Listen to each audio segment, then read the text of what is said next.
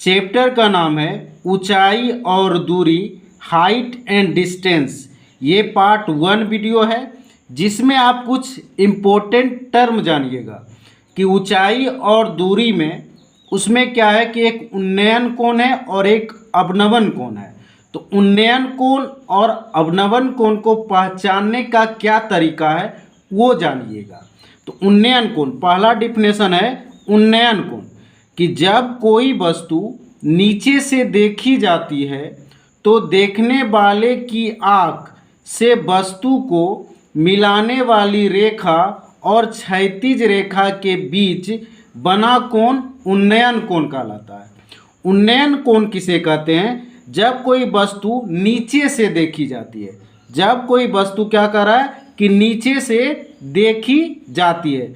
मान लीजिए कि आप यहाँ पे हैं, ये आपका आँख हो गया, आप यहाँ पे हैं, आप यहाँ से क्या कर रहे हैं, कोई वस्तु मान के चलिए कि ऊपर कोई वस्तु है, आप इस वस्तु को यहाँ से इसको क्या कर रहे हैं, देख रहे हैं।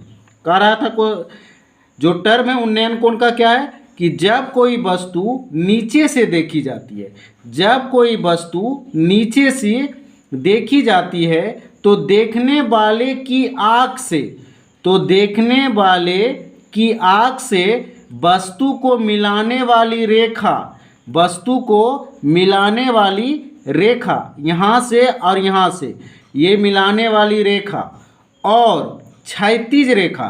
क्षैतिज रेखा का मतलब हुआ कि जहाँ से आप देख रहे हैं इसी पॉइंट से जो लेटा हुआ रेखा है उसी को हम लोग क्या बोलते हैं, क्षैतिज रेखा।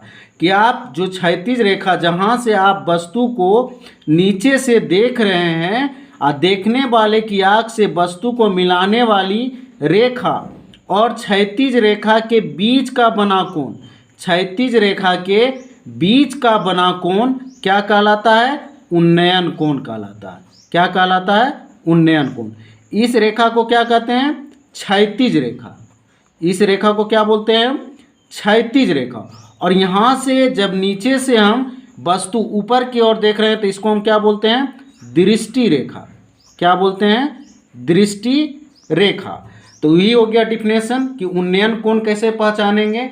जब कोई वस्तु को नीचे से देखी जाती है और देखने वाले की आँख से वस्तु को मिलाने वाली रेखा और क्षैतिज रेखा के बीच जो कोण बनता है उसी को हम लोग क्या कहते हैं, उन्नयन कोण। जैसे क्वेश्चन में आप जब पढ़िएगा कि कोई पतंग, तो पतंग कहाँ से, नीचे से ऊपर, तो इसी से कि उन्नयन कोण और अवनमन कोण जब पहचान लीजिएगा तो ये चैप्टर बनाने में आपको क्या होगा, आसानी होगा। तो उन्नयन कोण पहचानने का तरीका तो आप समझ गए कि कोई वस्तु जब हम अपनी आँखों से नीचे से ऊपर की ओर देखा जाता है, वही कह रहा, जब कोई वस्तु नीचे से देखी जाती है, नीचे से देखी जाती है कहाँ, ऊपर की ओर जब हम देखते हैं तो वो जो कोण बनता है वो क्या कहलाता है, उन्नयन कोण। दूसरा क्या है इसका, अवनमन कोण। दूसरा कौन सा टर्म है, अवनमन कोण। तो अवनमन कोण किसे कहते हैं ये जान लीजिए कि जब कोई वस्तु ऊपर से देखी जाती है तो देखने वाले की आँख से वस्तु को मिलाने वाली रेखा और क्षैतिज रेखा के बीच जो कोण बनता है उसे अवनमन कोण कहते हैं। उसे क्या कहते हैं, अवनमन कोण। अब क्या कर रहा है, जब कोई वस्तु ऊपर से देखी जाती है, जब कोई वस्तु ऊपर से देखी जाती है तो देखने वाले की आँख से, मान लीजिए कि आपका ये आँख है, ये आपका क्या है, आँख है। आप ऊपर से यहाँ से कोई वस्तु आप क्या कर रहे हैं, नीचे देख रहे हैं। मान के चलिए कि यहाँ से आप वस्तु क्या किए, नीचे देख रहे हैं। कह रहा था कुछ ये डिफिनेशन कि जब कोई वस्तु ऊपर से देखी जाती है, जब कोई वस्तु कहाँ से देख रहे हैं, ऊपर से नीचे की ओर देख रहे हैं, देखने वाले की आँख से वस्तु को मिलाने वाली रेखा।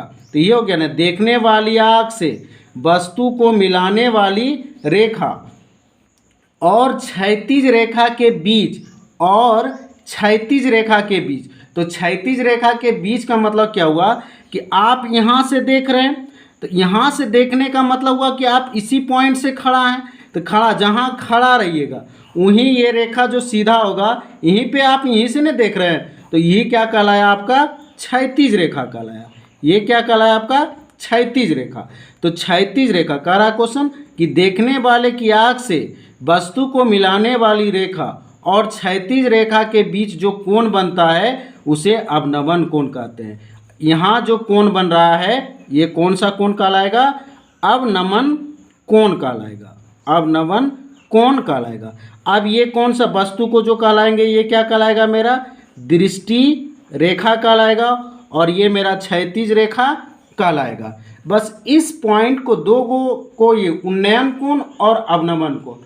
उन्नयन कोण को पहचानने का तरीका हो गया कि नीचे से हम ऊपर, जैसे मान के चलिए एरोप्लेन वाला क्वेश्चन है तो नीचे से ऊपर, या तो मान के चलिए कोई मीनार की ऊंचाई वाला रहेगा तो नीचे से ऊपर हम देखेंगे। अगर कोई वस्तु ऊपर से नीचे तो अवनमन कोण और उन्नयन कोण, ये दोनों पहचान लीजिएगा तो आपको हाइटेंस एंड डिस्टेंस में क्वेश्चन बनाने में बहुत ईजी होगा।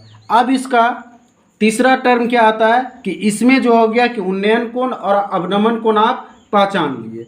अब इसमें क्या होगा कि महत्वपूर्ण त्रिकोणमितीय मान जो इसमें ज़्यादातर उपयोग होता है, कौन कौन उपयोग होता है? तो साइन, कोस और टेन। आप इसमें मान याद रखिएगा कि साइन 0 डिग्री का मान होता है 0, साइन 30 डिग्री का मान होता है 1/2, साइन 45 डिग्री का मान होता है 1/√2, साइन 90 का मान होता है 1। उसी तरह कोस 0 का मान होता है 1, कोस 30 डिग्री का मान होता है √3/2, कोस 45 डिग्री का मान होता है 1/√2, कोस 90 डिग्री का मान होता है 0।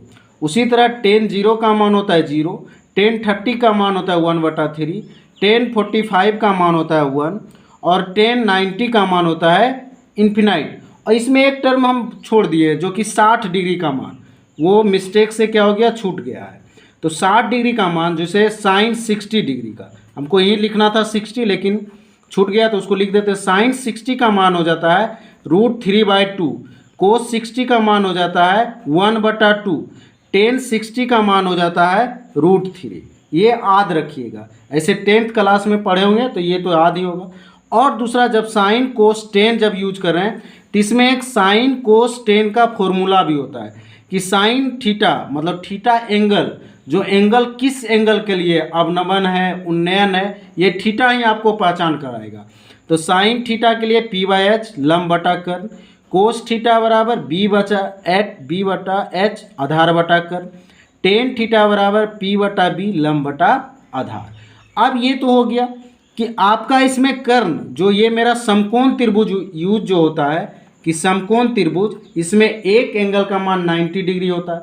तो जो 90 डिग्री के सामने वाला भुजा होगा, 90 डिग्री के सामने वाला जो भुजा होगा वो तो कर्ण कहलाएगा, उसका फिक्स है कि 90 डिग्री के सामने वाला भुजा कर्ण कहलाएगा।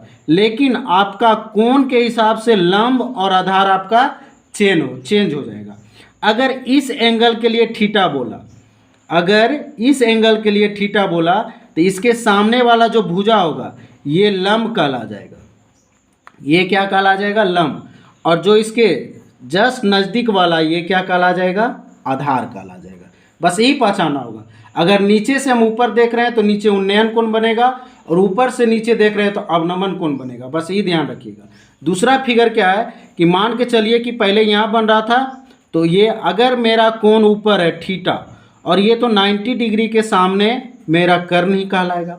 वही है कि एंगल के हिसाब से आपका लंब और आधार चेंज होगा। अब ये एंगल हम मेरा थीटा हो गया तो इसके सामने वाला भुजा मेरा क्या कहला जाएगा, लंब, और इसके नज़दीक वाला क्या कहला जाएगा, आधार। बस यही ध्यान देना है आपको। और क्या है कि जितना बढ़िया से उन्नयन अवनमन पहचानिएगा उतना जल्दी आप क्वेश्चन सॉल्व कर पाइएगा। कि क्वेश्चन पढ़िएगा कि ऊपर देख रहे हैं तो ये कौन बनेगा, नीचे देख रहे हैं तो यहाँ पे मेन होता है क्या कि आपको दिक्कत कहाँ होता है कि कौन सा एंगल बनाए। अगर 30 डिग्री बोला तो ई ले कि ई ले, तो ही होता है कि अगर आप वस्तु नीचे से ऊपर देखने बोलेगा तो उन्नयन बन रहा है। अगर क्वेश्चन में बोला वस्तु ऊपर से नीचे की देखना है तो अवनमन कोण ऊपर बनेगा और उन्नयन कोण नीचे बनेगा। बस ये दिमाग में रखिएगा, क्वेश्चन सॉल्व हो जाएगा। ये टॉपिक आपको Kanhaiya test series Jamui by Atul Saurabh के द्वारा दिया जा रहा है। अगर वीडियो अच्छा लगता है तो लाइक, सब्सक्राइब और शेयर करें। Thank you.